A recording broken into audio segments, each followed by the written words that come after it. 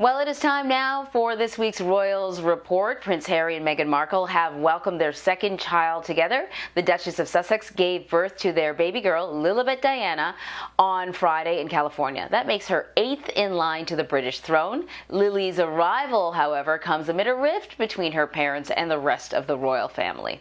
So BBC News royal correspondent Sarah Campbell is with us now to talk a little bit more about the details. So, Sarah, I know some people may have heard the meaning behind Lilibet Diana's name, but can you sort of go through it with us? Why was she named that? And I'm also curious about the reaction from the royal family and from the UK. Yeah, good morning to you, Anne-Marie. Well, I think probably Diana doesn't really need much explanation, of course, Harry's mother and Lily's grandmother. But Lilibet perhaps needs a bit more explanation. It was effectively coined when Queen Elizabeth was just a toddler and she couldn't quite say the name Elizabeth, so it came out as Lilibet. And that was sort of adopted as a nickname by her grandfather and her father. It's used as a family nickname. It was used by the Duke of Edinburgh, her late husband. And after the birth was announced, the royal family tweeted, you can see there Prince Harry and Meghan Markle's statement on the origin. The royal family tweeted that they were delighted with the news that the Lilibet is Her Majesty's 11th great-grandchild. And yesterday, Prince Charles was on an engagement and he referred to it as happy news. There you see there the royal family's tweet. Congratulations. It's been a big year, actually, for great-grandchildren, and that's her 11th. Wow. So senior Buckingham Palace sources say that the Queen was not consulted about the use of her private name. Now, I saw some other headlines that indicated that Harry said he did talk to his grandmother about it. So what can you tell us about this? Well, Anne-Marie, so the news was released on Sunday by Harry's spokespeople, obviously, that the birth had happened on Friday. And you're right, I think it was widely presumed that the Queen, because this was such a sort of personal name, that the Queen would have been consulted. And there were various quotes in the press of sort of friends and sources suggesting that permission had been given.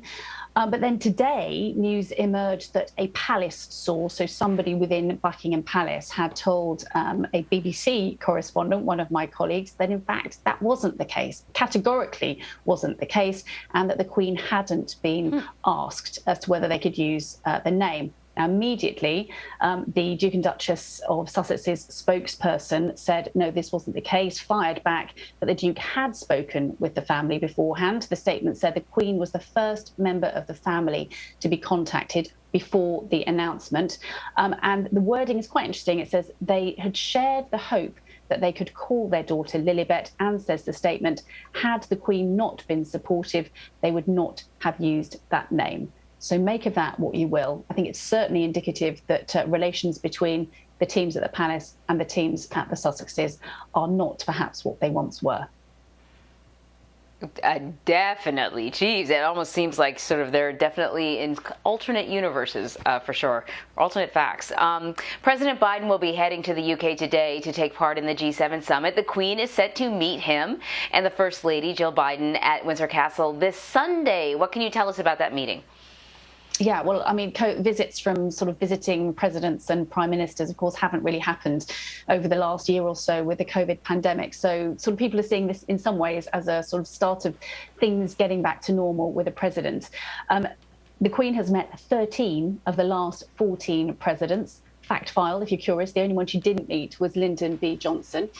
The meeting will be at Windsor Castle, where, of course, the Queen has been for the last year or so throughout the pandemic. And I remember, funny enough, being back there in 2016 when the Obamas helicopter landed on the lawn, and they both got in the car and they drove back to Windsor Castle with the Queen and then Prince Philip. And I imagine there's a fascination on both sides, actually, for the Queen meeting the new president, but also for the president and his wife, I guess, knowing that the Queen has met 13 of his 14 predecessors. I'm sure the conversation would be fascinating. Sadly, we don't really get to hear the details. We'll probably see a photograph, but still it's important. And it's also a good example of how good the Queen is, if you like, at this idea of soft power. She does that on behalf of Britain probably better than anybody else.